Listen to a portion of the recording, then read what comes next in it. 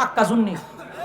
আপনার আর চট্টগ্রামের একজন বক্তা আছে, আমার খুব ভালো লাগে তাকে, মুবারক কিতানে বাড়ি, মুকাররম বাড়ি, সুন্নি জামাতের না, মুকাররম বাড়ি। প্রশংসা তো আমরা করি।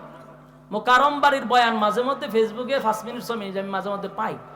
লোকটা তো ভালো কথা বলে, ওই এত গালাগালি করে না, সুন্দর কথা বলে, আমরা তো সাপোর্ট করি। সে কোন দলে দেখার বিষয় না, কথা তো ভালো কয়, কেউ রে গালি দেয় না, সে কোনো কটাক্ষ করে কথাও বলে না, কত সুন্দর সাবলীল ভাষায় মানুষকে জান্নাতের পথে ডাকে, মানুষকে জাহান্নাম থেকে বিরত রাখে। তার কথার দ্বারা মানুষের চোখে পানি আসে। আমার ভালো লাগে লোকটারে। সুন্নি জামাতের লোক তো সমস্যা কি? আমরা তো আহলে সুন্নাত ওয়াল জামাতের আকীদায়। এখন সুন্নি চিহ্নন লাগে আমরা বিপদে বইরা, যে যত বেশি গাইলি তার বই হইলো পাক্কা সুন্নি, যত গাঞ্জা বেশি খাই তার বই হইলো পাক্কা সুন্নি।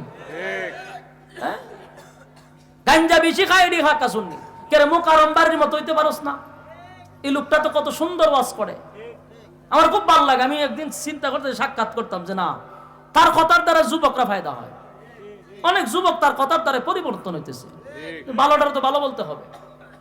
অত্যন্ত ভালো মানুষ এবং ভালো বংশের ছেলে, আমার মনে হয় ভালো বংশের ছেলে 100%। আর কথা দেখছে না, 22 লম্বা টুপি লাগায়, অত লম্বা টুপি একটা লাগায়, রৌদা গালাগালি করতেই থাকে। তুগাইয়া গিয়া দেখেন সমস্যা আছে, একেবারে বংশগত নিম্ন স্তনের বংশ। আল্লাহ মাফ করুক, সকল বলে আমিন। তাহলে আমরা কবর